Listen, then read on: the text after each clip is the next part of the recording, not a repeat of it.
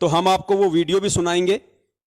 हो सकता है आपने सुन भी रखा होगा, और जिन भाइयों ने नहीं सुना वो भी इस वीडियो को सुने, क्योंकि हम तो खुद चला के आपको इनको वीडियो दिखाएंगे, आपको सुनाएंगे, तभी तो आप निर्णय करोगे। अगर मैं ही आपको बोल दूं अपनी तरफ से, और आपको यदि मैं वो मैनेजमेंट वाला वीडियो ना दिखाऊं जो इन्होंने संगत में वायरल कर रखा है, तो आप कैसे समझ पाओगे कि क्या सही है और क्या गलत है? आप तो यही कहोगे कि पवन दास तो अपनी तरफ से बोल रहा है। लेकिन पुण्यात्माओं, हम सत्सेवक हैं, और ये भक्ति मार्ग गुरुजी ने बताया निष्पक्ष होके चलने का है, पक्ष और विपक्ष से दूर निष्पक्ष होके। तो आपको साथ में इन लोगों का वीडियो दिखाऊंगा, उसके बाद में फिर ज्ञान आधार से परमात्मा इस पे विश्लेषण करवाएंगे। तो सुनिए इनकी गदर फिल्म का पार्ट 3। सभी भक्तों को सच्चाई से, हमने पिछली वीडियो के माध्यम से आपको सच्चाई से परिचित कराने की कोशिश की कि किस तरह कुछ तथाकथित सत्सेवक जिनको सदगुरुदेव संत रामपाल जी महाराज ने गुरुद्रोही घोषित किया हुआ है, वो झूठ पर झूठ बोलते आ रहे हैं। यह बात स्पष्ट हो चुकी है कि संजय दिल्ली व पवन जयपुर तथा जो भी इनके साथ समर्थन में है, उनको सदगुरुदेव जी ने गुरुद्रोही घोषित किया हुआ है। आज समाज में जिसको भी यह पता चल जाता है कि केवल संत रामपाल जी महाराज ही इस संसार से मुक्ति दिला सकते हैं और सतलोक ले जा सकते हैं, फिर चाहे वो सत्संग देखकर समझे हों या पुस्तक पढ़कर, वह नामदान केंद्र पर आकर नाम उपदेश ले लेते हैं। लेकिन दुख तब होता है जब संत रामपाल जी महाराज की हरी भरी बगिया को ये गुरुद्रोही नामक खराब करते हैं। एक तरफ तो हम यह कह रहे हैं कि मोक्ष केवल संत रामपाल जी महाराज ही करा सकते हैं, और वही बंदी छोड़ है, इसलिए हम सभी भगत उनका बंदी छोड़ सदगुरु रामपाल जी महाराज के नाम से जयकारा लगाते हैं। दूसरी तरफ ये गुरुद्रोही कह रहे हैं कि सदगुरुदेव जी को षड्यंत्र के तहत फंसा दिया गया। पुण्यात्माओं, यही सबसे बड़ा पॉइंट है जो इन्होंने इन वीडियो में रखा है। इनके पास और तो कोई प्रूफ है नहीं हमारे खिलाफ, और तो कोई सबूत है नहीं सिवाय उआबाई के। तो इन्होंने ये जो 4 मिनट का वीडियो बनाया था, इसमें इनका सबसे पहला जो आरोप है, सबसे पहला जो दोषारोपण है हम सत्सेवकों के ऊपर, या यूं कह लीजिए मुझ पवन दास के ऊपर, वो इन्होंने ये लगाया है कि भाई एक तरफ तो ये लोग ये कहते हैं कि परमात्मा तो जो है वो बंदी छोड़ है, और दूसरी तरफ कहते हैं कि परमात्मा को सतलोक आश्रम मैनेजमेंट हरियाणा वालों ने एक षड्यंत्र के तहत फंसाया है। और फिर ये कह रहे हैं कि बताओ पुण्यात्माओं, परमात्मा को षड्यंत्र के तहत कौन फंसा सकता है? अब पुण्यात्माओं, दास ने अनेकों बार ये शब्द कहे हैं। जो बातें सही हैं, जो सत्य है, वो मैं स्वीकार करूंगा।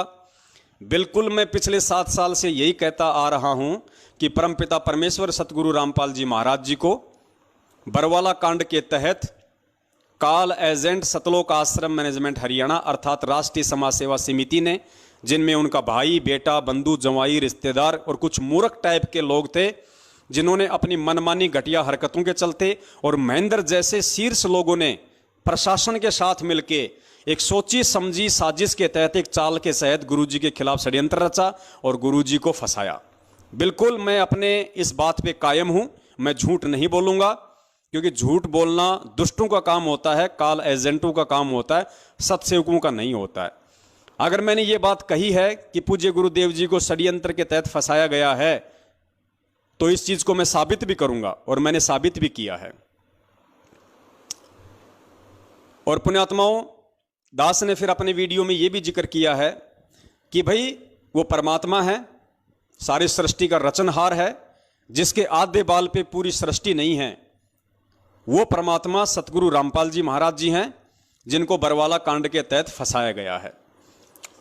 अब आप लोगों को ये बातें कैसे समझ में आएंगी, इस चीज को हम ज्ञान आधार से समझेंगे कि एक जीव भी परमात्मा को कैसे फंसा सकता है। पुण्यात्माओं, परमात्मा अपने वास्तविक स्वरूप में नहीं है। परमात्मा अपनी वास्तविक जो समर्थता है, अपनी वास्तविक जो पावर है, परमात्मा उसको नहीं दिखा रहा है। परमात्मा एक आम व्यक्ति की भूमिका में है, आप और हमारी तरह। और यही परमात्मा आज से 650 साल पहले एक आम व्यक्ति की भूमिका में आया था, वैदिक नाम जिनका कबीर। तो वो परमात्मा आज से 650 साल पहले हम सभी जानते हैं कि वो परमेश्वर कबीर दास के रूप में इस धरती पे आए हुए थे, आप और हमारी तरह एक मानव शरीर धारण करके। और पुण्यात्माओं, उस समय उस परमेश्वर को अपने जैसा एक मानव जानकर, अपने जैसा मानव शरीरधारी ही समझकर, अपने जैसा एक व्यक्ति ही समझकर, आप सबको अच्छे से पता है कि उनके साथ में कैसे कैसे षड्यंत्र किए गए, कैसी कैसी साजिशें उनके खिलाफ रची गई। चलिए मान लेते हैं शेख तकी तो उस परमात्मा का भगत नहीं था, वो तो जगत वाला था। क्या सिकंदर लोदी भी उस परमात्मा का भगत नहीं था? सिकंदर लोदी को परमात्मा ने प्रत्यक्ष चमत्कार दिखाए।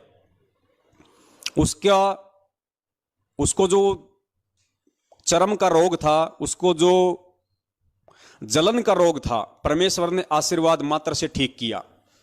उसकी आंखों के सामने रामानंद जी की कटी हुई जो गर्दन थी उसको वापस जोड़ा और वो परमात्मा का शिष्य बना। उसके बावजूद भी पुण्यात्माओं वो शेख तकी के चक्कर में आके और खुद उसने उस परमपिता परमेश्वर जी को अपना राज्य बचाने के लिए, अपनी इज्जत बचाने के लिए मुसलमान समाज के सामने शेख तकी के भय से उसने परमेश्वर को उस दरिया में डुबोने का आदेश दिया। परमात्मा को 8 पहर तक डुबोने की कोशिश की गई, गोलियां मारी गई, तीर मारे गए, भाले मारे गए, लेकिन परमात्मा नहीं डूबे। तो परमेश्वर को उन्होंने अपनी सूझबूझ से कि आ जाओ आ जाओ आ जाओ, आप तो भगवान हो, आ जाओ आ जाओ। जैसे ही परमात्मा बाहर आए, तुरंत उस सिकंदर लोदी ने, ये मैं गुरुदेव के सत्संगों की बात कह रहा हूं, तुरंत उसी भगत ने, उसी शिष्य ने, उसी सिकंदर लोदी ने अपने हाथों से दुनिया को खुश करने के लिए कबीर साहिब जी के गले में बेड़ी डाली। कबीर साहिब जी को बेड़ियों में जकड़ा और खूनी हाथी के नीचे उनको कुचलवाने के लिए उनको दिल्ली लाया गया। पुण्यात्माओं, वो साजिश वो किसने रची थी? किसने परमात्मा के साथ में षड्यंत्र किया? सिकंदर लोदी ने। वो भी तो उनका भगत था। तो पुण्यात्माओं, कहने का मतलब यह है, परमात्मा किसी के साजिशों का शिकार नहीं होता, परमात्मा किसी के षड्यंत्रों का शिकार नहीं होता, लेकिन एक जीव वो उस परमात्मा को अपने जैसा जीव समझ के, अपने जैसा मानव समझ के, अपने जैसा सामान्य व्यक्ति या एक संत समझ के, अपनी घटिया सोच से और काल प्रेरित बुद्धि से वो ऐसी घटिया हरकतें उस परमात्मा के साथ में जरूर कर सकता है। और वो घटिया हरकत 650 साल पहले भी की लोगों ने, और वो घटिया हरकत बरवाला कांड के माध्यम से सतलोक आश्रम मैनेजमेंट हरियाणा ने भी उस परमपिता परमेश्वर को फंसाने की। और यदि ये सतलोक आश्रम मैनेजमेंट हरियाणा गुरुदेव को नहीं फंसाना चाहता था, या इन्होंने नहीं फंसाया, या इन्होंने ऐसा कोई फंसाने की नहीं सोची, तो आपने आज से 3 दिन पहले दास ने जो वीडियो बनाया था और आपको जो महेंद्र का इंटरव्यू दिखाया था, जिसमें खुद उनका भाई सरेआम बरवाला कांड से 2 दिन पहले मीडिया के सामने वहां कह रहा है, जहां 20,000 पुलिस फोर्स खड़ी है, कि हमने संत रामपाल जी महाराज जी को परसों ही स्वास्थ्य इलाज के लिए बाहर हॉस्पिटल में शिफ्ट कर दिया, वो आश्रम में नहीं है। पुण्यात्माओं, ये सोची समझी साजिश के तहत ये इंटरव्यू दिया गया था, जबरन उस परमेश्वर को फंसाने के लिए, आश्रम पे पुलिस के द्वारा जबरन हमला करवाने के लिए एक सोची समझी साजिश थी ये। क्योंकि पिछले 7-8 दिनों से वहां पे 20,000 पुलिस फोर्स पड़ी हुई थी, लेकिन आश्रम पे अटैक नहीं कर रही थी। क्यों नहीं कर रही थी? क्योंकि सामने बच्चे थे, महिलाएं थी, उनको भी पता था कि ये बेचारे ये निर्दोष हैं। पुलिस आगे नहीं बढ़ रही थी, और पुलिस आगे नहीं बढ़ रही थी तो मैनेजमेंट को टेंशन हो गई, गुरुजी के भाई को चिंता हो गई कि हमने जो षड्यंत्र जो रचा था वो तो फैल होता जा रहा है। तो पुलिस को उकसाने के लिए और जानबूझ के पुलिस आश्रम पे हमला करे, इसके लिए उसने पुलिस वालों के सामने और मीडिया को इंटरव्यू दिया कि संत रामपाल जी महाराज जी आश्रम में नहीं है, हमने परसों ही उनको बाहर हॉस्पिटल में शिफ्ट कर दिया स्वास्थ्य इलाज के लिए, ताकि पुलिस प्रशासन सख्ते में आ जाए और पुलिस प्रशासन ये सोचने पे मजबूर हो जाए कि जब हम पिछले 10-12 दिनों से यहां पे डेरा डाले बैठे हैं, धारा 144 लगा रखी है, चिड़ी का बच्चा ना आ सकता ना जा सकता, और संत रामपाल जी का भाई जो आश्रम का सबसे बड़ा व्यक्ति है, उनके बाद एक जिम्मेदार व्यक्ति जब इस तरह का बयान दे रहा है तो जरूर दाल में काला है। लगता है संत रामपाल जी महाराज जी को इन्होंने किसी भी तरीके से आश्रम से फरार कर दिया। उसके बाद पुण्यात्माओं, पुलिस प्रशासन ने आश्रम पे हमला किया। इस महेंद्र का इंटरव्यू सुनने के बाद तो पुण्यात्माओं, ये साजिश नहीं थी तो और क्या थी? ये षड्यंत्र नहीं था तो और क्या था? ये पुलिस वालों को आश्रम पे अटैक करने के लिए, अगर उकसाने के लिए षड्यंत्र नहीं था तो और क्या था? तो इन्होंने की ना अपनी साजिश, लेकिन ये अपनी साजिश में फेल नहीं हुए, क्योंकि परमेश्वर किसी की साजिश का शिकार नहीं होता, परमात्मा किसी के षड्यंत्र का शिकार नहीं होता। तो दास ने इस तरीके से ज्ञान आधार से वो पूरा वीडियो बनाया हुआ है। लेकिन ये गद्दार, ये काला एजेंट संगत को सच्चाई तो सौपन में भी नहीं बताते, ये तो उल्टा संगत को भ्रमित करने की कुचेष्टा करते हैं। इसलिए आधी अधूरी बात ये लोग संगत के सामने पेश करते हैं। और आज क्या उस परमात्मा को बदनाम करने की साजिशें नहीं हो रही? अरे जिस परमात्मा ने 27 साल हो गई हमें साधुतापूर्ण जीवन जीना सिखाया, हमें राजनीति से, बीजेपी कांग्रेस से कोसों दूर रखा, और उसी परमात्मा का नाम लेके, उसी परमात्मा के आदेश की आड़ में संगत को गुमराह किया जा रहा है। कभी बीजेपी को वोट डलवाया जाता, कभी कांग्रेस को वोट डलवाया जाता है। तो क्या ये उस परमात्मा को देश और दुनिया में बदनाम करवाने की साजिश नहीं चल रही? जब तुम बीजेपी को वोट दोगे तो आधा देश जो कांग्रेस के पक्ष में है, क्या तुम्हारे गुरुदेव को गालियां नहीं निकालेगा? क्या तुम्हारे गुरुदेव को दोगला नहीं कहेगा कि भैया रामपाल तो थोड़ा बहुत ठीक था, लेकिन अब देखो पूरा जीवन तो इसने कुछ किया नहीं, और जेल जाते ही अपने छूटने के लिए और इसने बीजेपी का समर्थन कर दिया।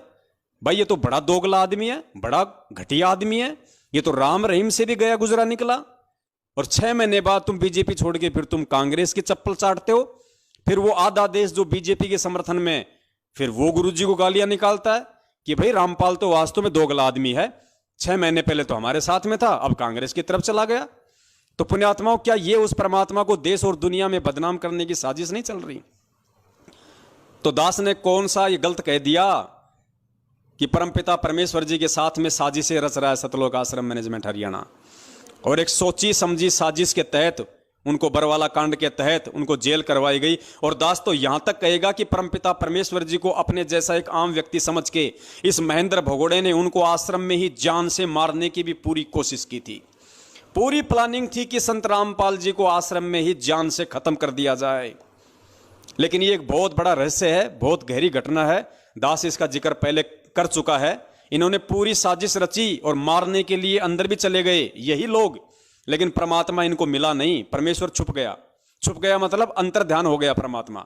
वो तो सौद स्वरूपी राम है, कोई हाड़ मास का थोड़ी है। तभी तो परमेश्वर ने अखबार में कहा था कि मैं छुप गया तो बच गया, वरना ये लोग मुझे जान से मारना चाहते थे। परमेश्वर का शब्द झूठ नहीं हो सकता। इन लोगों ने पूरी मारने की कोशिश की थी। और ये दास उस समय वहीं था बरवाला आश्रम में। दास 20 दिन तक वहीं था। बरवाला कांड से 5-10 दिन पहले चला गया था, और बरवाला कांड के दूसरे दिन दास वहां से आया है। आश्रम में ये अफवाह फैला दी गई थी इन काल एजेंटों के द्वारा कि गुरुजी तो 5 तत्व का शरीर छोड़ के सतलोक चले गए। पूरी संगत बेचारी रो रही थी कि भाई गुरुजी ने शरीर छोड़ दिया, गुरुजी ने शरीर छोड़ दिया। मतलब इनकी प्लानिंग थी, इनकी पहले इन्होंने अफवाह उड़ाई कि गुरुजी अपना 5 तत्व का शरीर छोड़ के सतलोक चले गए, ताकि वो इल्जाम हरियाणा पुलिस प्रशासन पे आ जाए। और फिर इन्होंने गुरुजी को जान से मारने के लिए अपने जैसा इंसान समझ के, अपने जैसा एक व्यक्ति समझ के, एक साधारण मानव समझ के, फिर ये लोग गुरुदेव को अंदर जान से मारने के लिए गए। लेकिन परमात्मा अंतर ध्यान हो गए। इन्होंने ढूंढा लेकिन परमेश्वर नहीं मिला इनको। फिर उन्होंने कहा कि गुरुजी तो अपना 5 तत्वों का शरीर छोड़ के सतलोक चले गए। मतलब फिर इन्होंने सोचा कि अब क्या करें, अब तो कोई चारा नहीं है अपने पास में। तो ऐसे घटिया, ऐसे निकम्मे लोग हैं पुण्यात्माओं ये, और इन लोगों की तो शकल देखना भी महापाप है, और तुम इनके ऊपर फिदा हो रहे हो। ऐसे लोगों के विषय में परमात्मा कहते हैं कि पापी प्रभात ना भेटो। पापी यानी दुष्ट प्रवृत्ति का लोग, उसको तो सुबह सुबह, प्रभात यानी सुबह का समय, कि ऐसे लोगों की तो सुबह सुबह दर्शन भी नहीं होने चाहिए। पापी प्रभात ना भेटो, मुख देखे पाप लगे जिसका, और 9 मास गर्भ त्रास दई, धिक्कार जन्म उसकी मां का। और अब आपको बताते हैं पुण्यात्माओं, इस पवन दास ने तो चलो फिर भी ज्ञान आधार से ये बातें कही कि परमपिता परमेश्वर के प्रति साजिशें रची इन लोगों ने। और ये कहते हैं कि पवन दास कह रहा है, मतलब मेरे ऊपर दोषारोपण लगा रहे हैं ये लोग कि देखो ये पवन दास कह रहा है कि गुरु जी को षड्यंत्र के तहत फंसा दिया गया, जबकि वो परमात्मा है। अरे पवन दास नहीं कह रहा, गधो, तुम्हारे में से तुम्हारे जो बड़े गधे हैं, जो मैनेजमेंट के मुख्य जो सांड हैं, जो गेंडे हैं, वो कह रहे हैं। तो जरा उनके ऊपर भी वीडियो बनाओ। अगर तुम्हारी माँ ने तुम्हारे को दूध पिलाया है और अगर तुम एक बाप की औलाद हो, जिस भी व्यक्ति ने ये वीडियो बनाया है सतलोक आश्रम मैनेजमेंट हरियाणा वाले ने, अगर वो एक बाप की औलाद है और यदि मुझ पवन दास के ऊपर उसने वीडियो बनाने की हिम्मत की है, तो मध्य प्रदेश के स्टेट कोऑर्डिनेटर गेंडा स्वामी लठबाज विष्णु साहू के ऊपर भी वीडियो बनाओ, उस तेली के ऊपर भी वीडियो बनाओ। क्योंकि अब जो आप आगे सुनेंगे मीडिया को इंटरव्यू देते हुए, वो विष्णु तेली खुद कह रहा है कि हरियाणा सरकार ने हमारे गुरुजी को एक सोची समझी षड्यंत्र के तहत जेल में डाल दिया। सुनो इनके गेंडा स्वामी का इंटरव्यू, मध्य प्रदेश के स्टेट कोऑर्डिनेटर विष्णु साहू का। और पुण्यात्माओं, फिर सवाल करना इन लोगों से जिन्होंने ये वीडियो देखा है कि भैया तुम तो पवन दास पे आरोप लगा रहे थे, उसने तो ज्ञान आधार से इस बात का स्पष्टीकरण दे दिया है, लेकिन ये जो तुम्हारा जो ये गेंडा स्वामी है, अब इसका क्या जवाब है? अब इसकी शिकायत नहीं लगाओगे? अब ये गुरुद्रोही नहीं होगा? सुनिए इस गेंडा स्वामी का इंटरव्यू। रामपाल जी महाराज ही करा सकते हैं और वही बंदी छोड़ है। इसलिए हम सभी भगत उनका बंदी छोड़ सदगुरु रामपाल जी महाराज के नाम से जयकारा लगाते हैं। दूसरी तरफ ये गुरुद्रोही कह रहे हैं कि सदगुरुदेव जी को षड्यंत्र के तहत फंसा दिया गया। सतगुरुदेव जी को षड्यंत्र के तहत फंसा दिया गया। सुनिए विष्णु साहू का इंटरव्यू। और हमारे साथ भी ऐसा ही हुआ है। हमारे गुरुजी ने यहाँ पर सबको बोला था, जितने भी संत महंत आचार्य है देश के अंदर विदेश के अंदर, सबको बोला कि आओ, अगर आप परमात्मा का कोई भी जानते हो तो मुझसे ज्ञान चर्चा करो। हमारे सदगुरुदेव जी का खुलासा किया, शास्त्र में बताया कि देखो यहाँ पर परमात्मा ऐसे मिलेगा, इस विधि से मिलेगा, और आप लोग जो कर रहे हो गलत साधना कर रहे हो, आप मुझसे शास्त्र करो। कोई भी गुरुजी शास्त्र करने को तैयार नहीं हुआ और उनकी दुकान बंद होते नजर आने लगी। सारे जितने भी संत महंत के अनुयायी थे वो उनको छोड़कर हमारे गुरु से नाम दीक्षा लेने लगे। तो उन्होंने एक षड्यंत्र बनाकर, एक सोची समझी साजिश के तहत हरियाणा सरकार के साथ मिलकर हमारे गुरु जी को षड्यंत्र के तहत जेल में डाल दिया गया। मगर एक बार फिर से सुनना पुण्यात्माओं, विष्णु साहू कह रहा है कि हमारे गुरु जी को इन नकली संतों ने हरियाणा सरकार के साथ मिलकर एक सोची समझी साजिश के तहत, एक षड्यंत्र के तहत जेल में डाल दिया गया। ध्यान से सुनना। फिर भी हम बोले कि परमात्मा है, परमात्मा में लीला करते हैं, और हम ये आपको गारंटी के साथ बोल सकते हैं कि हमारे सदगुरु जी आने वाले 5 से 6 महीने में जेल से बाहर आ जाएंगे और न्याय तो दास अपनी घर उसे शासन कर। कोई भी गुरुजी शासन करने को तैयार नहीं हुआ और उनकी दुकान बंद होते नजर आने लगी। सारे जितने भी संत महंत के अनुयायी थे वो उनको छोड़कर हमारे गुरु से नाम दीक्षा लेने लगे। तो उन्होंने एक षड्यंत्र बनाकर, एक सोची समझी साजिश के तहत हरियाणा सरकार के साथ मिलकर हमारे गुरु जी को षड्यंत्र के तहत जेल में डाल दिया गया। मगर फिर भी हम बोले कि परमात्मा है, परमात्मा में लीला करते हैं, और हम ये आपको गारंटी के साथ बोल सकते हैं कि हमारे सदगुरु जी आने वाले 5 से 6 महीने में जेल से बाहर आ जाएंगे और न्याय तो दास अपनी गर्दन कटवा देंगे। तो पुण्यात्माओं, दास ने तो अपना स्पष्टीकरण ज्ञान आधार से आपको दे दिया है, जो इन लोगों ने छुपाया और आप लोगों को सच्चाई नहीं बताई, और उल्टा मुझ दास पे एक छोटा सा दोष लगा दिया कि ये पवन दास तो गुरुजी को परमात्मा नहीं मानता और कह रहा है कि परमात्मा को षड्यंत्र के तहत फंसा दिया। अब ये विष्णु साहू, ये गेंडा स्वामी, मध्य प्रदेश का स्टेट कोऑर्डिनेटर, गाड़ीबाज लठबाज विष्णु तेली, अब इससे जवाब लेने की हिम्मत क्या ये वीडियो बनाने वाला करेगा? क्या इस सतलोक आश्रम मैनेजमेंट हरियाणा वालों की माताओं ने उनको इतना दूध पिलाया है जो इस 140 किलो के गेंडा स्वामी से सवाल कर सके? करेंगे ये लोग सवाल? जिंदगी में नहीं करेंगे। ये कॉल एजेंट हैं भाई, आपस में मिलके अपनी दुकान चला रहे हैं, अपना धंधा चला रहे हैं। इनकी प्रार्थनाएं कहीं नहीं जाती। ये गुरुद्रोही नहीं होते। यहां तो जैसे हमारे पूज्य गुरुदेव जी कहते हैं कि निरंजन धन तेरा दरबार, यहां तनिक न न्याय विचार, झूठों को तो साचा बतावे, ओ साचों को तो झूठा बतावे, झूठों का एतबार, निरंजन धन तेरा दरबार। तो पुण्यात्माओं, पवन दास अगर गाली खाए तो गुरुद्रोही, और इनका वर्ल्ड कोऑर्डिनेटर देशराज अगर मुंह में मूतने की गाली दे तो वो गुरुमुखी। पवन दास अगर जानवरों की तरह इनके सारनामियों से पिटे तो गुरुद्रोही, और इनके सारनामी देशराज, दिल्ली वाला परवेश, कुरुक्षेत्र वाला रमेश चंद्र चहल, बसंत सैनी का भाई रूपदास, अगर इस दास को लठों से मारें तो वो परम भगत। तो पुण्यात्माओं, ये काल भगवान का लोक है, यहाँ पे ऐसा ही होता है। गुरुजी कहते हैं ना कि मालिक की वाणी है कि वैश्या ओढ़े मूल मूल खासा और गल मोतियों के हार, और पतिव्रता को मिले न खादी सूखा निरस आहार, निरंजन धन तेरा दरबार। पुण्यात्माओं, ये काल भगवान का लोक है। जब हमारे सतवादी परमात्मा को इन नालायकों ने अपनी साजिशों के तहत, अपने षड्यंत्रों के तहत, अपनी सोची समझी और घटिया मनवस हरकतों के तहत, अपनी अय्यासियों के तहत बरवाला कांड करवा के ऐसे ऐसे घटिया आचरणों से आज ये उनको देश और दुनिया में बदनाम कर रहे हैं, तो पुण्यात्माओं, ये आप और हमें कहाँ छोड़ने वाले हैं। इन्होंने उस परम संत को तो देशद्रोही घोषित करवा दिया और इस 2 कौड़ी के जीव पवन दास को गुरुद्रोही घोषित करवा दिया, ताकि संगत में आराम से अपना धार्मिक धंधा कर सके, कोई बोलने वाला ही ना बचे। लेकिन शायद इसको पता नहीं कि ना तो कभी वो परम संत टूटता है ना झुकता है। वो जिस मकसद को लेके इस पृथ्वी पे प्रकट होता है उसको पूरा करके जाता है। कोई माई का बाप इसी किस ब्रह्मांड में उसको रोकने वाला नहीं है। और जिस अपने बच्चे के सिर पे वो परम संत हाथ रख दे, फिर उस बच्चे को कोई माई का लोल संगत में रोकने वाला नहीं है। आगे चलिए पुण्यात्माओं, इनकी इसी वीडियो में अगली दूसरी उआबाई। कबीर सागर तथा सत्य ग्रंथ साहिब में दिए गए प्रमाण के आधार पर जो हमें काल के लोक से, इस काल के बंधन से छुड़वाने के लिए आए हो, जो वास्तव में बंदी छोड़ हो, उनको कौन बांध सकता है। आगे ये कह रहे हैं कि हम गुरुजी को बंदी छोड़ कहते हैं, जो बंधनों से छुड़वाने वाला है, और इस काल लोक से जो हमें छुड़वाने के लिए आया है उसको कौन बंधक बना सकता है। ये सतलोक आश्रम मैनेजमेंट हरियाणा इस वीडियो के माध्यम से कह रहा है। और फिर कह रहा कि पवनदास कह रहा कि गुरुजी को बंधक बना लिया।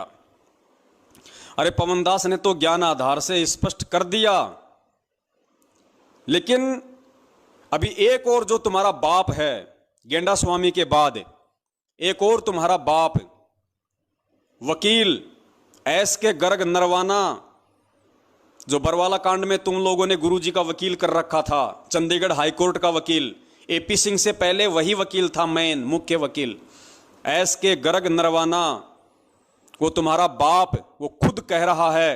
और आज नहीं, 2014 बरवाला कांड के दूसरे दिन उसने मीडिया के सामने, पूरी दुनिया के सामने उसने इंटरव्यू दिया। और इंटरव्यू में उसने क्या कहा? उसने कहा कि संत रामपाल जी महाराज जी को आश्रम में असामाजिक तत्वों के द्वारा बंधक बनाया हुआ था। वो तो हिसार जेल की तारीख पे आना चाहते थे, वो तो कोर्ट में आना चाहते थे, लेकिन कुछ असामाजिक लोगों ने उनको बंधक बना रखा था, वो तो बंधे हुए थे। उस तुम्हारे बाप से जाके सवाल करना कि नालायक इंसान, तूने कब आश्रम में आके देखा कि हमारे गुरुजी को किसी ने बंधक बना रखा था? अगर तुम्हें लगता है कि गुरुजी को कोई बंधक नहीं बना सकता, तो अपने उस बाप से सवाल करो, फिर उससे पूछने की हिम्मत करो। सुनो उसका इंटरव्यू।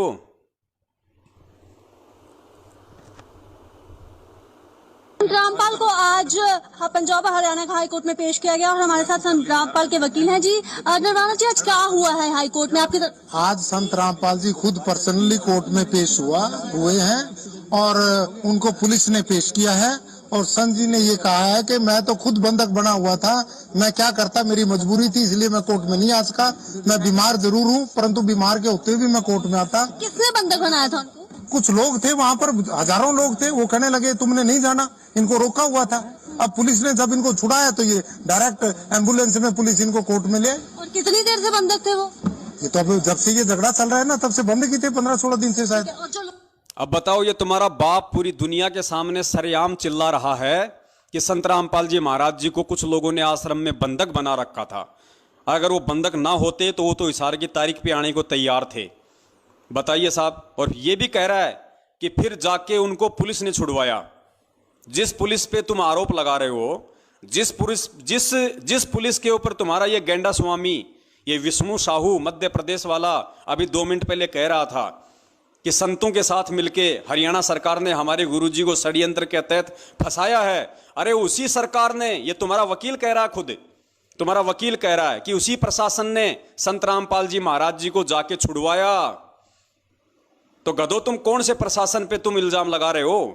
और सवाल करने हैं तो अपने बाप से करो ना, इससे वकील से करो। अब अगर तुम्हारी हिम्मत है तो इससे करो कि भैया तेरे को किसने बताया उनको बंधक बना रखा था, वो तो बंदी छोड़ है, वो तो परमात्मा है, उनको कौन बंधक बना लेगा। और जब वो मीडिया वाली पूछ रही है कि उसको बंधक बनाने वाले लोग कौन थे, तो ये तुम्हारा बाप, ये तुम्हारे टुकड़ों पे पलने वाला, तुमने जो पैसों की जो बोरियां दी है ना इनको अपने बचाव के लिए और गुरुजी को फंसाने के लिए। अब ये कह रहा है, लो अब इससे जवाब, ये कह रहा है कि कुछ लोग थे वहां पे। अरे कौन लोग थे वकील साहब वहां पे? आपकी आंखें फूटी पड़ी हैं क्या? कौन लोग थे वहां पे जो बंधक बना रखा था? कौन थे? आश्रम में कौन घुस जाएगा? आश्रम में तो ऑलरेडी ये गुंडा पार्टी थी, राष्ट्रीय समाज सेवा समिति, इतने बड़े गुंडे ऑलरेडी आश्रम में थे। इन गुंडों के रहते रहते, और बताओ बाहर से कौन आदमी, किसकी हिम्मत होगी जो जाके संत रामपाल जी को बंधक बना लेगा? इन गुंडों के रहते सहते। लेकिन ये वकील साहब नाम लेने से डर रहे हैं। क्यों? क्योंकि वकील साहब की चारों जेब इन्होंने पहले ही नोटों से भर दी। अरे वकील किसने किया? सतलोक आश्रम मैनेजमेंट हरियाणा ने। तो वकील भाई साहब किसकी भाषा बोलेगा? वकील किसका बचाव करेगा? अगर ये वकील अगर सही होता, अगर ये वकील ही सही होते, ये मैनेजमेंट ही अगर सही होता तो बरवाला कांड नहीं होता। और अगर ये वकील सही होते तो ये नालायक इतनी बड़ी झूठ नहीं बोलते।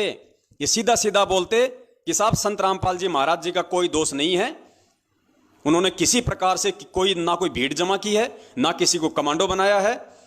आश्रम में राष्ट्रीय समाज सेवा समिति नाम का एक संगठन था जिन्होंने मनमानी हरकतें करके संत जी को इशार की तारीखों पर जाने से रोका, उनको बंधक बनाया, और जिसके बावजूद ये पुलिस का और भक्तों का झगड़ा हुआ जिसमें 5 भक्तों की मौत हुई, जिसका जिम्मेदार संत रामपाल जी महाराज नहीं बल्कि राष्ट्रीय समाज सेवा समिति नाम का गैर जिम्मेदार संगठन है।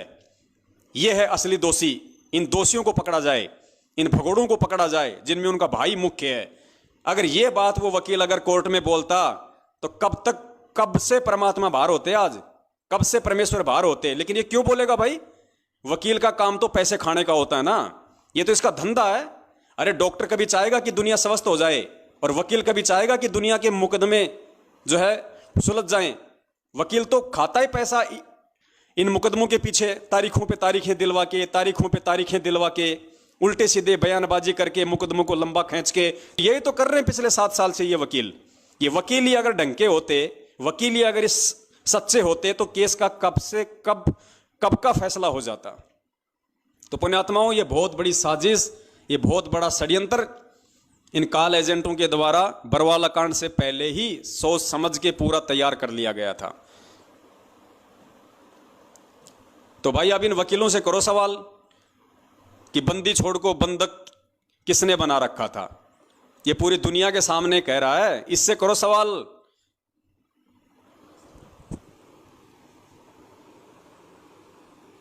आगे चलिए पुण्यात्माओं, इनकी ओर उआबाई।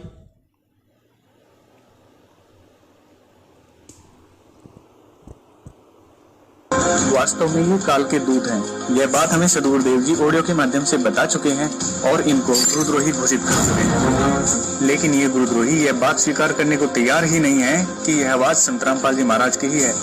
इसके लिए गुरुजी की आवाज की लेबोरेटरी में audio authentication and speaker identity report कराई तथा गुरुजी की हैंडराइटिंग की भी जांच कराई, जिसमें यही बात सामने आई कि आवाज भी संत रामपाल जी महाराज की है, वह पत्र की राइटिंग भी संत रामपाल जी महाराज की ही है। लेकिन इन्होंने इस सच को स्वीकार करने से ही इनकार कर दिया। अपने आत्माओं ये कह रहे हैं कि जो हिसार जेल की जो ऑडियो बता के ये लोग संगत में डालते हैं, तो ये कह रहे हैं कि ये गुरुद्रोही अर्थात ये सत्सेवक अर्थात ये पवनदास कहता है कि ये ऑडियो गुरुजी की नहीं है, ये आवाज गुरुजी की नहीं है। तो देखो भक्तों, हमने बेंगलोर की लेबोरेटरी में जांच करवाई है और लेबोरेटरी ने साबित कर दिया कि ये आवाज संत रामपाल जी महाराज जी की है। पुण्यात्माओं, यहाँ पे 2 पॉइंट हैं, क्योंकि ज्ञान आधार की भक्ति है, आपने तत्व ज्ञान आधार से सोचना पड़ेगा, निर्णय लेना पड़ेगा। परम पिता परमेश्वर जी की आवाज को दुनिया की कौन सी लेबोरेटरी है जो चेक कर देगी? जो परमेश्वर सौद स्वरूपी है उसकी आवाज को दुनिया की कौन सी लेबोरेटरी चेक कर देगी? वो लेबोरेटरी जो आज तक यह साबित नहीं कर पाई कि इंसान की उत्पत्ति कैसे हुई है। अरे वो लेबोरेटरियां, अमेरिका तक की वो लेबोरेटरियां जो ये कह रही हैं कि इंसान की उत्पत्ति बंदर से हुई है, यानी इंसान पहले बंदर था, इंसान के पूर्वज पहले बंदर थे, धीरे धीरे धीरे धीरे विकसित हुए, फिर वो बंदर से इंसान बना, ये लेबोरेटरियां। और जबकि परमपिता परमेश्वर जी ने क्या बताया कि बंदर एक अलग योनि है, मानव एक अलग योनि है। तो ये उन लेबोरेटरियों की हमें रिपोर्ट दिखाते हैं जो इंसान और बंदर को नहीं समझ पाई, वो परमपिता परमेश्वर जी की आवाज को समझ जाएगी। तो ये तो है इनकी ज्ञानहीनता। और दूसरी बात पुण्यात्माओं, अगर पवन दास अगर ये बात कह रहा है कि ये आवाज संत रामपाल जी महाराज जी की नहीं है, और तुम अगर सच्चे होते और तुम्हें यदि खुद को विश्वास होता कि ये आवाज गुरु जी की ही है, तो तुम्हारे को लेबोरेटरी में जांच कराने की क्या आवश्यकता है नालायको। अरे पवन दास अगर ये कह रहा है कि ये आवाज संत रामपाल जी की नहीं है और तुम उसको लेबोरेटरी में जांच करा रहे हो, इसका मतलब विश्वास तो तुम्हें खुद को नहीं है। पवन दास तो कल को ये कह देगा कि संत रामपाल जी महाराज जी तो आदमी नहीं है, वो तो औरत है, तो क्या तुम उनकी जांच करवाओगे? तुम उनकी जांच करवाओगे क्या संगत को दिखाने के लिए कि देखो पवन दास तो कह रहा है कि गुरुजी आदमी नहीं है, गुरुजी औरत है, और ये देखो लेबोरेटरी की जांच, गुरुजी आदमी है। तो पुण्यात्माओं, ये इनकी नालायकी है, ये इनकी घटिया सोच है संगत को मूर्ख बनाने के लिए। अब इससे ज्यादा मैं इस पे कोई कमेंट्स नहीं करूंगा। आगे चलिए इन महामूर्खों की और हुआ भाई। वास्तव में तो ये सच स्वीकार करना ही नहीं चाहते, ये सिर्फ संगत को गुमराह करना चाहते हैं, क्योंकि इनका उद्देश्य कुछ और है। इस बात की और भी पुष्टि करने के लिए कि ऑडियो संत रामपाल जी महाराज की ही है, गुड्डू दास की धर्मपत्नी सलोनी दासी ने, जो कि जिला अब ध्यान देना, आगे ये साबित करेंगे कि ऑडियो गुरुजी की ही है। उसके लिए ये कहते हैं कि हमने आरटीआई लगवाई जेल में, और आरटीआई लगाने वाला कौन? इनका एक चमचा, उत्तर प्रदेश के उन्नाव जिले का कोऑर्डिनेटर गुड्डू दास। और गुड्डू दास की धर्मपत्नी ने, ये वीडियो में पता नहीं आपको साफ दिखाई देगा या नहीं देगा, गुड्डू दास की धर्मपत्नी ने आरटीआई लगाई ऑडियो के लिए, और ऑडियो का जवाब, उसका आरटीआई का जवाब क्या आया? पुण्यात्माओं, आपने छोटी छोटी चीजों को समझना पड़ेगा। अब दास आपको दिखाएगा, पहले आप ये सुनना पूरा। गुड्डू दास की धर्मपत्नी सलोनी दासी ने, जो कि जिला उन्नाव उत्तर प्रदेश की रहने वाली है, सलोनी दासी ने right to information act 2005 under the section 6(1) के तहत जानकारी प्राप्त की, जिसमें जानकारी कुछ इस तरह से मांगी गई और जवाब जिसमें जानकारी कुछ इस तरह से मांगी गई। अर्थात ये जो सलोनी दासी है, गुड्डू दास की पत्नी, इसने आरटीआई से जो सवाल किए थे, वो सवाल क्या थे? सवालों पे गौर करना आप। जो जानकारी मांगी गई वो कुछ इस प्रकार थी। किस प्रकार थी? ध्यान से सुनना। जानकारी कुछ इस तरह से मांगी गई और जवाब इस तरह से आए। पहला सवाल था कि क्या संत रामपाल जी महाराज को जेल नियमानुसार घर वालों से फोन पर बात करने की अनुमति है?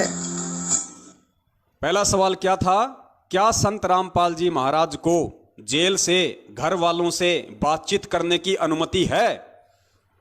ये नहीं लगाई, ये नहीं पूछा कि क्या संत रामपाल जी महाराज हिसार जेल से अपने घर वालों से बात करते हैं या नहीं, ये नहीं पूछा। क्या पूछा? क्या संत रामपाल जी महाराज जी को जेल से अपने घर वालों से बात करने की अनुमति है? तो अनुमति है या नहीं है, उसका जवाब आगे से आया कि अनुमति है। ध्यान से सुनना इनका सवाल पुण्यात्माओं, कैसे मूर्ख बनाते हैं ये लोग आपको। अगर ऑडियो हिसार जेल से आ रही है या गुरुजी की है, तो इनको यह पूछना चाहिए था, क्या संत रामपाल जी महाराज जी हिसार जेल से अपने घर वालों से बात करते हैं? सवाल तो यह करना चाहिए था, लेकिन सवाल क्या किया इन्होंने? क्या संत रामपाल जी को हिसार जेल से अपने घर वालों से बातचीत करने की अनुमति है? तो उन्होंने बोल दिया, हाँ साहब अनुमति है। कि क्या संत रामपाल जी महाराज को जेल नियमानुसार घर वालों से फोन पर बात करने की अनुमति है? जवाब आया हाँ। दूसरा सवाल था, अगर है तो कितने मिनट की अनुमति है? दूसरा सवाल क्या है? अगर अनुमति है तो कितने मिनट की है? मतलब जानकारी ली जा रही है, यह नहीं पूछा जा रहा कि कितने मिनट बात करते हैं। ये नहीं पूछा कि कितनी मिनट बात करते हैं, ये पूछा कि कितनी मिनट बात करने की इजाजत है। तो वो तो कहेंगे भैया 5 मिनट की है इजाजत। सुनो जवाब आया हाँ। दूसरा सवाल था अगर है तो कितने मिनट की अनुमति है? जवाब आया 5 मिनट। तीसरा और आखिरी सवाल था कि महीने में कितने दिन बात करने की अनुमति है? तीसरा सवाल क्या किया कि महीने में उनको बात करने की कितने दिन की अनुमति है। यह नहीं पूछा कि वो महीने में कितने दिन बात करते हैं। अगर ये पूछ लेते तो असली जवाब आ जाता। वो कहते थे भैया कोई बातचीत नहीं होती है, कोई किसी प्रकार का उनका फोन वगैरह नहीं होता। लेकिन इन्होंने संगत को मूर्ख बनाने के लिए सवाल ही उस तरीके से पूछे हैं कि संगत के दिमाग में ये बात आएगी नहीं। अरे संगत के दिमाग में बात नहीं आएगी तो क्या परमात्मा के बच्चे भी संगत की तरह अंधे हैं? परमेश्वर ने किस लिए खड़ा किया हुआ है? तुम्हारे पाखंडों की, तुम्हारे षड्यंत्रों की पोल खोलने के लिए तो खड़ा किया हुआ है। तो पुण्यात्माओं, ये तो इनका सवाल जवाब का तरीका है आरटीआई का, ताकि संगत भी मूर्ख बनी रहे और सच्चाई भी सामने ना आ जाए। 5 मिनट। तीसरा और आखिरी सवाल था कि महीने में कितने दिन बात करने की अनुमति है? जवाब आया प्रतिदिन। भक्तों, इतना प्रमाण देखने के बाद भी अगर ये लोग सच को स्वीकार नहीं करते तो इनका दुर्भाग्य होगा। एक कहावत है कि सोए हुए को जगाया जा सकता है लेकिन जागे हुए को नहीं जगाया जा सकता। वही बात है, ये लोग जानबूझकर सच को स्वीकार नहीं करना चाहते और इनके द्वारा लगाए गए मैनेजमेंट पर सभी तरह के आरोप झूठे व निराधार साबित हुए। वही मैनेजमेंट जो करता है वो सद्गुरुदेव जी की आज्ञा के अनुसार ही करता है और सब कुछ सद्गुरुदेव जी की देखरेख के अनुसार ही होता है। हम इस वीडियो के माध्यम से मैनेजमेंट की तरफ से यही संदेश देना चाहेंगे कि मैनेजमेंट आपका शुभचिंतक है। मैनेजमेंट कभी नहीं चाहेगा कि आप अपने इस अनमोल मनुष्य जीवन को बर्बाद करो। आप बहुत गलत दिशा में जा रहे हो, वहाँ से वापस आइए, सद्गुरुदेव जी से माफी मांग लीजिए तो बात बन सकती है, नहीं तो दूसरा कोई रास्ता ही नहीं है। शिष्य का कर्तव्य होता है कि हर हाल में सद्गुरुदेव जी के आदेश का पालन करें। परमात्मा अपनी वाणी में बताते हैं, गुरु वचन निश्चय कर माने, पूरे गुरु की सेवा ठाने। सभी भक्तों को सत साहिब सद्गुरुदेव संत रामपाल जी महाराज जी की जय हो। ज्ञान तो एक नंबर का झाड़ते हैं कि गुरुदेव जी से प्रार्थना कर लो, गुरुदेव जी से क्षमा याचना कर लो। अरे गुरुदेव जी से क्षमा याचना हम तो रोज करते हैं भैया, दिन में 24 बार करते हैं। संध्या आरती में क्षमा याचनाएं तो है। अब तुम अगर संध्या आरती नहीं करते तो हमारी क्या गलती? संध्या आरती में वर्तमान की और जन्म जन्मांतरों की हमसे जो गलतियां हुई उनकी क्षमा याचनाएं तो है। तो हम सत्सेवक तो रोज करते हैं। जब संध्या आरती करते हैं, ध्यान से करते हैं, बैठ के करते हैं, तो हम तो रोज अपने परमपिता परमेश्वर जी से क्षमा याचना कर रहे हैं। अब तुम नहीं करते तो इसमें हमारी क्या गलती है? और अगर फिर भी अगर हमें क्षमा याचना मांगने की जरूरत है तो हम मांग लेंगे भैया, ऐसी कोई बड़ी बात नहीं है। अगर हम गलत हैं तो अपनी गलती स्वीकार करने को 100 बार तैयार हैं, लेकिन कम से कम एक बार भगत जी आपसे हाथ जोड़ के विनती है, वर्ल्ड कोऑर्डिनेटर देशराज को भी जरा थोड़ा सा ये संदेशा भिजवाइए कि भगत जी आपने जो भक्तों के मुंह में मूतने वाली बात कही है, भक्तों की बेटियों को कोठे पे बैठाने वाली जो बात कही है, आप भी जरा उसके लिए गुरुदेव जी से माफी मांग लीजिए। वो तेरा बाप अगर तेरे सिर पे अगर बंदूक तान के खड़ा ना हो जाए, आप अगर उसको ये कहोगे ना कि देशराज भगत जी आपने वो मुंह में मूतने वाली बात जो पवन दास को कही थी, आपको गुरुदेव जी से माफी मांगनी चाहिए। वो मेरे सासू के, मेरे ससुरे के, मैं तना मंगाऊं तना मैं माफी इधर 2 मिनट में तुम्हारा किया दरा कर देगा। उसके बाद में सुरेश दास धनाने वाला, गुरुजी के सगे चाचे का लड़का, जिसने मुझ पवन दास को कैसी कैसी माँ की गालियां दी, उससे कहिए थोड़ा सा कि सुरेश भगत जी आपने जो पवन दास को माँ बहन की गालियां दी है, आप उसके लिए थोड़ा गुरुजी से क्षमा याचना कर लीजिए। तो वो क्या कहेगा पता है? पिटेगा के तारू तेरा जाम जानता को नहीं मने जाम तारू तेरा, माफी मांग ले। क्यों कर माफी मांगो? तो उसके बाद में पुण्यात्माओं और कौन कौन है महापुरुष? हाँ, गेंडा स्वामी, मध्य प्रदेश का स्टेट कोऑर्डिनेटर, 125 किलो वजनी, उसको कहिए कि विष्णु भगत जी आपने जो सन 2016 में जब पवन दास वहाँ पे लोगों को सच्चाई बताने के लिए गया और आप अपनी पूरी गुंडा टीम को लेके उसके पर धावा बोल देते हैं, उसको लठों से मारते हैं। आप गुरुजी से क्षमा याचना कर लीजिए, तो वो क्या कहेगा? वो क्या कहेगा फिर? वो तो उसके सामने जाएगा तभी पता चलेगा वो क्या कहेगा। वो 5.5 किलो का हाथ जब तेरे ऊपर पड़ेगा ना मेरी तरह, जब तेरे समझ में आएगा उसको माफी मांगने के लिए बोलना चाहिए था कि नहीं बोलना चाहिए था। और एक वो अमित महेंद्र भगोड़े का सुपुत्र जो पवन दास को माँ बहन की गालियां देता है, उसको बोलो कि अमित भगत जी आप भी जरा गुरुजी से माफी मांग लो। वो कहेगा मेरी सासू के तेरी नाशान तोड़ूंगा, मेरी सासू के तेरी नाशान तोड़ूंगा। तब आपको पता चलेगा भगत जी माफी मांगना क्या होता है। और सत्सेवकों को चाहे गाड़ी निकाल दो, चाहे सत्सेवकों के तुम चाहे लठ मार दो, चाहे सत्सेवकों को कुछ भी बोल दो, बेचारे सुन लेते हैं। गाय हैं बेचारे परमात्मा की, क्या करें भाई, हमें परमेश्वर ने बांध रखा है अपने ज्ञान रूपी जंजीरों में। लेकिन ये तो खुले सांड हैं, इनको बोल के देखना कभी। और भी बहुत सारे लोग हैं, कितनों के नाम गिनाएं। तो पुण्यात्माओं, और एक वो झांसी की रानी, जोधपुर की रानी, राजस्थान के स्टेट कोऑर्डिनेटर प्रकाश माली की धर्मपत्नी अनु देवी, उसको भी बोलो कि बहन जी आपने जो 450 किलोमीटर दूर जो मुकेश भगत जी जयपुर वाले बैठे हुए थे और आपसे बात कर रहे थे, और आप सारनाम प्राप्त करके अपने भाई के ऊपर ये झूठा इल्जाम लगा रही है कि मैं पुलिस में तेरी कंप्लेंट कर दूंगी कि तू मुझे घर पे आके छेड़ता है, पड़ोसियों से मैं तेरी गवाही दिलवा दूंगी। तो बहन जी आप भी गुरुजी से क्षमा याचना कर लो। वो क्या कहेगी? हैं? वो क्या कहेगी? सुन ले, एक बार बोलती हूं, दोबारा मैं बोलती नहीं, और अब की बार अगर मैंने फोन किया तो ध्यान रखना पुलिस में कंप्लेंट कर दूंगी कि ये मेरे को घर पे आके छेड़ता है, और मोहल्ले वालों से गवाही और दिलवा दूंगी। ना घर के रहोगे ना घाट के धोबी के कुत्ते बना के छोड़ देगी वो। तो पहले इनसे कोशिश करो भाई, जरा इनसे बोलो पहले। ये तो बहुत बड़े बड़े महापुरुष हैं, तुम्हारी बातों को थोड़ा ना टालेंगे। पहले इनसे कोशिश करो कि ये परमात्मा से माफी मांग लें। ये मांग लेंगे तो फिर हम तो बहुत छोटे से जीव हैं, हम तो फिर इनसे ही माफी मांग लेंगे। गुरुदेव तो बहुत दूर की बात है, हम तो इन महान पुरुषों से और इन महारानियों से ही माफी मांग के अपना काम चला लेंगे। तो पुण्यात्माओं, ये है इन लोगों का घटिया चरित्र, इनका दोगला चरित्र। यानी कहने का मतलब ये है पुण्यात्माओं, ये जो साध संगति का जो प्रोग्राम बंदी छोड़ सतगुरु रामपाल जी महाराज जी के आशीर्वाद से चल रहा है, ये पुण्यात्माओं इसका मकसद एक ही है। वो परमात्मा ये समझाना चाहता है कि नालायकों, अगर तुम मेरे ज्ञान से नहीं समझ पाए, कम से कम तुम मेरे सत्संगों से नहीं समझ पाए, अरे कम से कम इस साध संगति के माध्यम से तुम्हारी आंखों के सामने जो प्रमाण दिखाए जा रहे हैं, जो सबूत दिखाए जा रहे, कम से कम इनसे तो अब तुम समझो।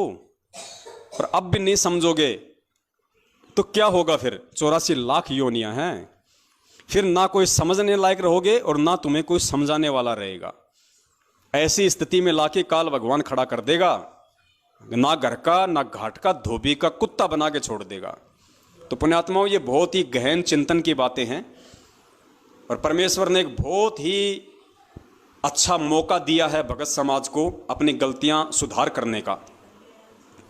अगर कोई गलतियां भी कर चुका है तो भी अब आज उसके पास में समय है, जब तक परमात्मा धरती पे है तब तक उसके पास में समय है कि वो परमेश्वर से क्षमा याचना मांग ले, परमेश्वर से माफ़ी मांग ले, और अपनी जो क्रिया हैं उनको सुधार ले, अपने चरित्र में, अपने आचरण में, अपने व्यवहार में वो तब्दीली लेके आए, और एक सभ्य भगत होकर उस परमपिता परमेश्वर को दिखाए, ताकि वो परमात्मा खुश हो, वो प्रसन्न हो, और तुम्हें जाते जाते भक्ति का आशीर्वाद दे के चला जाए।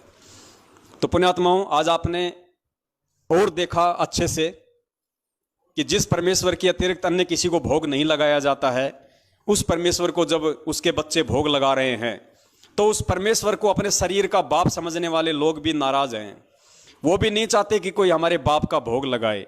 ऐसे घटिया मानसिकता पुण्यात्माओं, मैं तो ये कहता हूँ जानवर की भी नहीं हो सकती, जबकि वो तो मानव देह में है।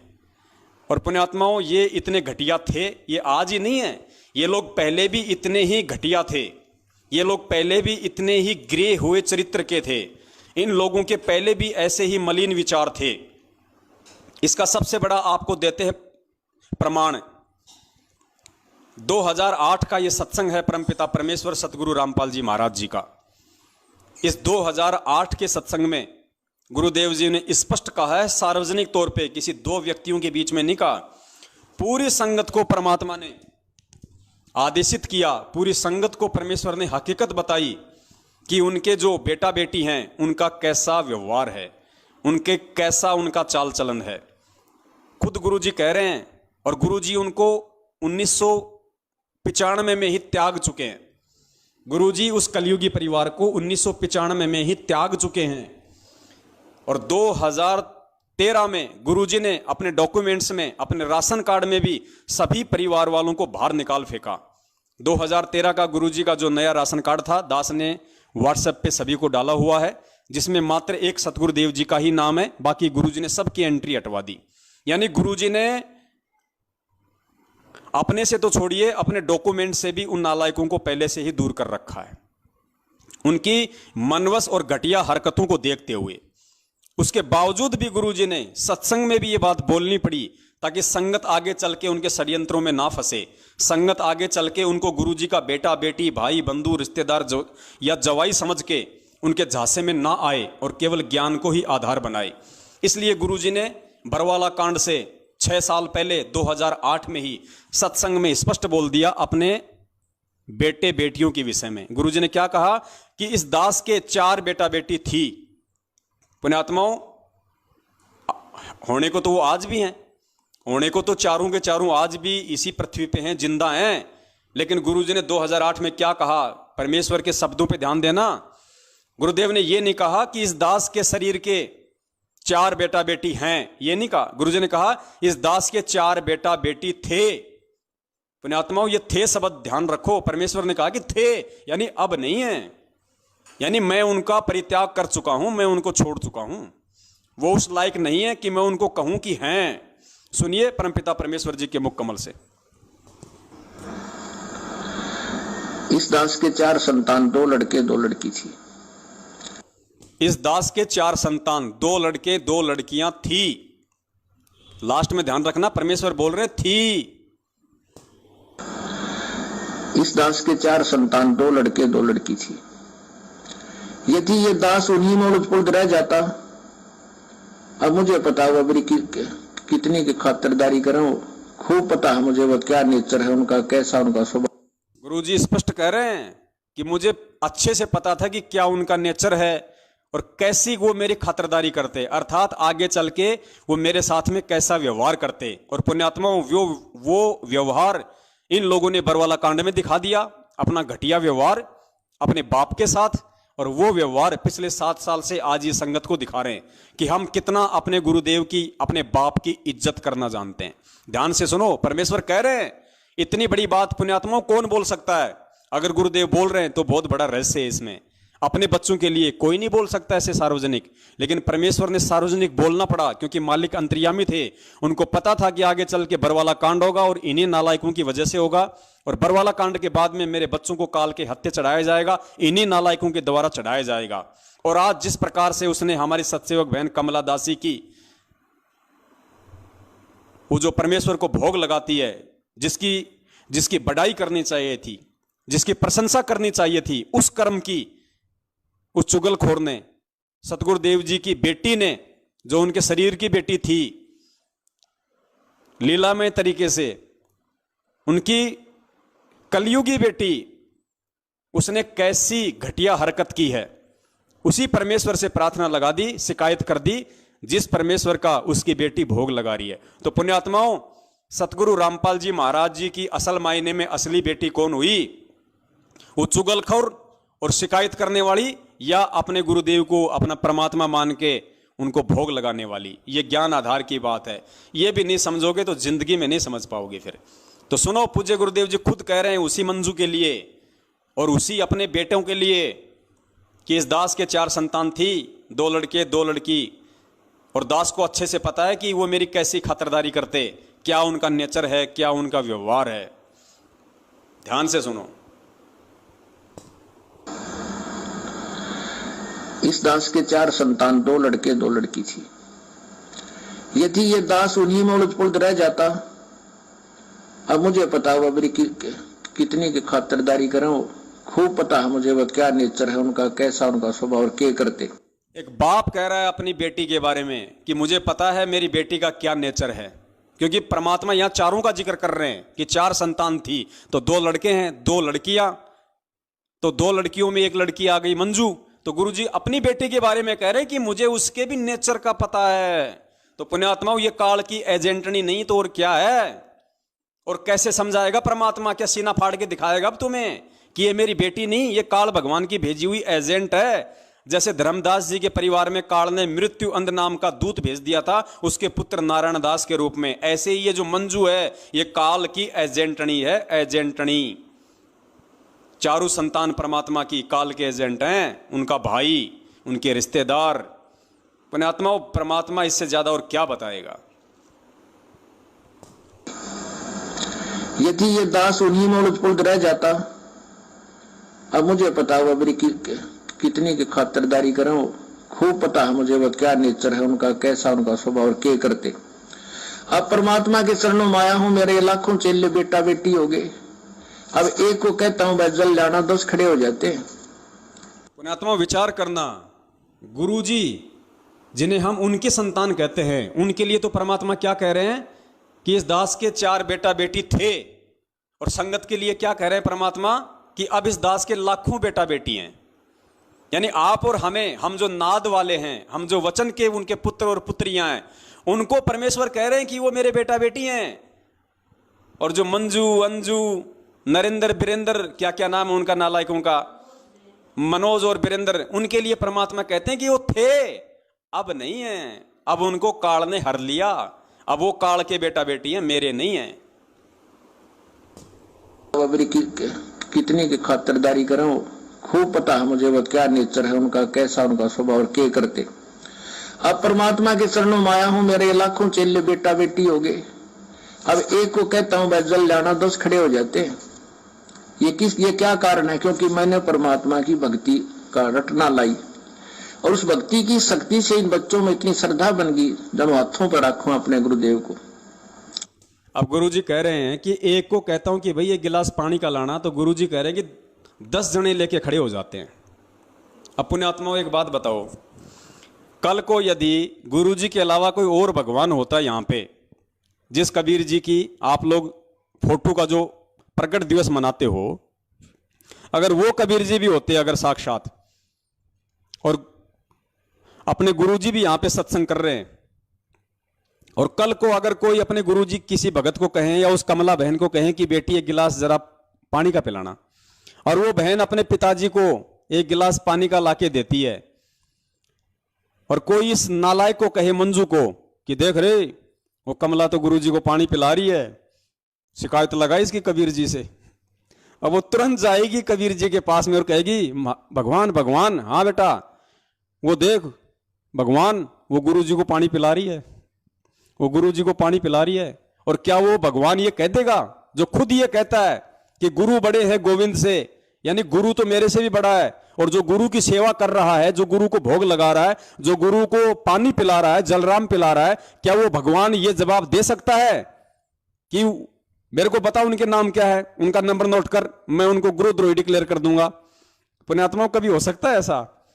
अरे जो परमपिता परमेश्वर सतगुरु रामपाल जी महाराज जी, एकमात्र सारी सृष्टि का रचनहार पालनहार हैं, सबका बाप, वो तो सबका बाप तो है ही, वो सब बापों का बाप है वो। और उसको जब उसकी बेटी भोग लगा रही है, अपने बाप को सबसे पहले देसी घी का माल खिला रही है, माल, इनकी तरह डालडा का नहीं खिलाते, देसी घी का माल खिला रही है अपने बाप को, और उसके बाद में खुद खा रही है मस्ती से, और खा खा के लाल हो रही है, और इन चुगलखोरों के गाल पिचक रहे हैं। तो भाई ये शिकायतें करेंगे और क्या करेंगे इससे ज्यादा? तो पुण्यात्माओं, दया है आप और हम सभी के ऊपर, जो परमपिता परमेश्वर ने ज्ञान की मेहर बख्शी हुई है, क्योंकि ज्ञान नहीं तो ये मार्ग नहीं, ये वर्तमान का पिछली पीढ़ी का जो समय परमेश्वर ने चुना है, ये ज्ञान मार्ग है। और जिसने ज्ञान को आधार नहीं बनाया वो 84 लाख योनियों में जाने को भी तैयार है। ये नोट कर लेना, क्योंकि अगर ऐसे ही अगर परमात्मा ने मूर्खता में, नादानी में, यदि गफलतबाजी में ही सतलोक भेजना होता तो 650 साल पहले बहुत अच्छा माहौल था। ना ये समाज की गंदगी थी, ना ये दुनिया भर के भौतिक संसाधन थे, आदमी इतने नेक थे, शुद्ध विचार थे, मन में इतने गंदे विचार, ये दारू, ये मांसाहार कुछ नहीं थे। उस समय तो हम बहुत जल्दी पार हो जाते, लेकिन पुण्यात्मा उस समय ज्ञान नहीं था, ज्ञान आधार नहीं था और हमारे पास। हम गुरु को भगवान नहीं मान पाए, हम गुरु को गुरु ही मानते रहे। और आज जब हम गुरु को भगवान मान रहे हैं, गुरु जी ने क्या कहा कि 650 साल पहले तुम्हारे सब काम ठीक थे, एक काम तुम्हारा खराब था कि तुम गुरु को परमात्मा नहीं मान पाए। और आज पुण्यात्माओं, जब एक नेपाल की बेटी अपने गुरु को परमात्मा मान रही है तो देखो उसको धमकाया जा रहा है, उसको डराया जा रहा है, शिकायतें लगाई जा रही है उसकी। और शिकायतें किससे लगा रही है वो नालायक? भगवान से शिकायत लगा रही है और भगवान को कह रही है कि गुरुजी वो नेपाल की वो कमला दासी है और वो फल फ्रूट का भोग लगाती है परमात्मा को। अरे कौन से परमात्मा को लगा रही है नालायक? तो कौन से परमात्मा से शिकायत कर रही है और कौन से परमात्मा के लिए बोल रही है? तू क्या समझ रही है परमात्मा को? फिर कौन है परमात्मा और जिसको वो भोग लगा रही है, तू जिसकी प्रार्थना, तू जिसकी शिकायत कर रही है? और एक बात बता, ये हमें केले, संतरे, सेब, अनार, अमरूद, पपीता, अनानास, अंगूर, लीची और क्या है, 2-4 नाम बताओ रे। आम, फलों का राजा, मीठा मीठा, दशहरी, लंगड़ा और केले, मीठे मीठे, पीले पीले। अब ये हमारे बाप के नहीं लगाएंगे भोग, हमारे गुरुदेव के नहीं लगाएंगे, तो क्या तेरे चाचा के भोग लगाएं? हैं? तेरी माँ को भोग लगाएं? ये तो परमेश्वर ने दिए हैं हमें और परमेश्वर को ही इनका भोग लगेगा। सबसे पहले इनको चखने का अधिकारी परमपिता परमेश्वर सतगुरु रामपाल जी महाराज ही है और उन्हीं को लगाएंगे। और लगा के देखो नालायकों, एक बार कभी जिंदगी में एक बार अपनी शुद्ध आत्मा से उनको परमात्मा मान के और कभी उनको भोग लगा के देखो, एक बार लगाओ, एक बार। इतना स्वादिष्ट व्यंजन बनेगा और इतनी आत्मा को शांति मिलेगी, गदगद हो जाएगी आत्मा। परमात्मा एडी से चोटी तक भक्ति भाव से भर देंगे, देखो कितना सुकून मिलेगा। लेकिन तुम्हें सुकून की क्या जरूरत है? तुम्हें तो काल भगवान ने केरोसिनी तेल से भर रखा है पूरा। तुम्हारे को तो ये चाहिए, मनीराम चंपाकली को 500, मनीराम को 30, फूटी ज्ञान विवेक की, अंधा है जगदीश। तुम्हारे को तो ये चाहिए, मनीराम चाहिए तुम्हारे को परमात्मा थोड़ी चाहिए, मनीराम चाहिए, मनीराम। तो हमें तो भाई परमात्मा चाहिए। और परमात्मा जिस विधि से खुश होगा, अगर परमात्मा हमारे नाचने से खुश होगा तो हम नाचेंगे उस परमात्मा को रिझाने के लिए। अगर परमात्मा भोग लगाने से प्रसन्न होगा तो परमेश्वर को एक से एक बढ़ के व्यंजनों का भोग लगाएंगे, एक से एक बढ़िया से बढ़िया स्वादिष्ट और महंगे से महंगे फलों का भोग लगाएंगे। जिस विधि से परमात्मा प्रसन्न होगा उस विधि से आज हम परमात्मा को प्रसन्न करने में कोई कसर नहीं छोड़ेंगे। तो पुण्यात्माओं, जिसको जैसा समय मिले, चाहे सप्ताह में या महीने में एक बार, जरूर अपने बंदी छोड़ को भोग लगाओ सतगुरु रामपाल जी महाराज जी को देसी घी के हलवे का। और अगर तुम्हारी आर्थिक स्थिति अच्छी है तो 2-4 प्रकार के 1-1, 2-2 सेव, संतरे, केले, अंगूर ये ला के उनको साफ करके अच्छे से और हलवा प्रसाद बना के, और आया है बंजारा केशव आया है, वो आरती गाते हुए उन फलों को परमात्मा के वहाँ ले जाओ दरबार पे, हलवाराम को और उसको। और फिर परमेश्वर की 42 मिनट की भोग की आरती आपको यूट्यूब पे मिल जाएगी। आराम से गाओ पुण्यात्माओं, कितना आनंद आएगा, एक अलग ही अनुभूति होगी। परमात्मा सदैव अपने साथ में रहेंगे।